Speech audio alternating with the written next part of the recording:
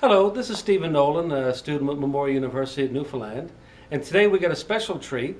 We're going to be talking about self-harm and suicide and the risks of, and we have Dr. T. Murphy here, who is a noted sociologist, and he's going to be talking about some of the subtle signs. So, thank you for coming here, and please, what are some of the signs of suicide and The signs can be any kind of behavioral change.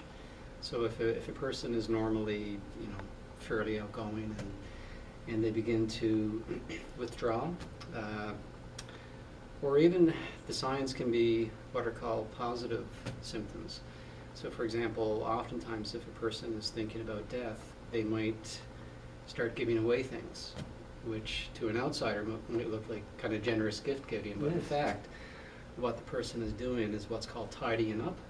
So they may have hatched a plan for suicide and they feel really good about it.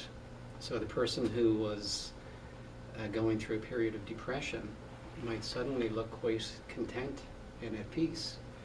And what an outsider would see would be, a very generous, relaxed person walking around giving away their gifts. And this could be a symptom of suicide. So you talk about subtlety, or what might look like a surprise positive symptom. which is very strange because when most people think about suicide, they think depression, being isolating themselves, and self-harm. A lot of times people will cut themselves, Yes, and, yeah. and that's a cry for help. But what you're saying that there may not be those symptoms for cry help, or they're totally different than what we expect. Absolutely, yeah. I mean, there are some, I guess, what you could call obvious negative symptoms. Like, as you say, the person who seems to be very depressed. Some people may become preoccupied with death, or they may talk about dying. Some people may cut or slash. Some people can engage in really reckless behavior, like driving too fast, or doing things that are kind of out of ordinary, very risk-taking activities. And that's what I think people tend to associate more with suicide. But there's really only one way a concerned person can tell for sure if a person is thinking about suicide, and that is to ask.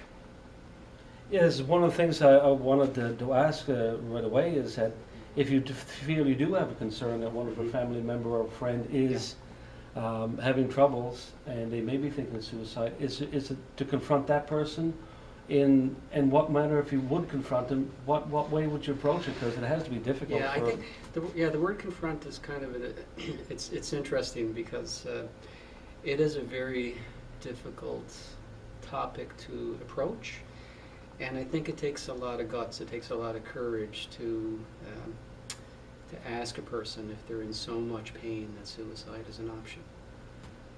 So it does. It takes a tremendous amount of courage and caring for a person who is trying to help.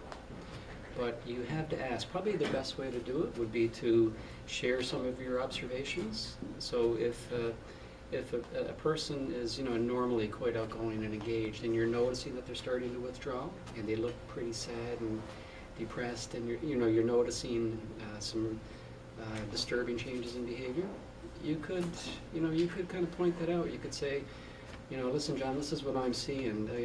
Man, like you're withdrawing from everybody. You look like you're in a really bad place. Are things so bad that you're thinking about harming yourself? Are things so bad that you're thinking about suicide? And there's often a tremendous sense of relief when you put that question out there. It feels awful to ask it. Yes. But for the person who's been walking around for a long time with this in their head, just you asking that gives them permission to talk about something that's really painful and really taboo. So you've more or less invited them in. You've opened a door to allow them to talk about suicide. And one final question. For the person himself who does have these feelings of self-harm or suicide, what advice can you give them for to get out of that feeling? I think you have to appreciate that if feelings and emotions, especially very distressing emotions, they're often temporary. I mean, we've all had periods of really intense pain, but feelings can change, situations can change, and I think hope is probably the best gift that you can give to a person who's at that point in life when they think death is their only option. But just allowing the person to be able to connect and share and to relieve some of that burden, because there is a huge burden that goes with suicide. So a caring person is just offering to share that burden.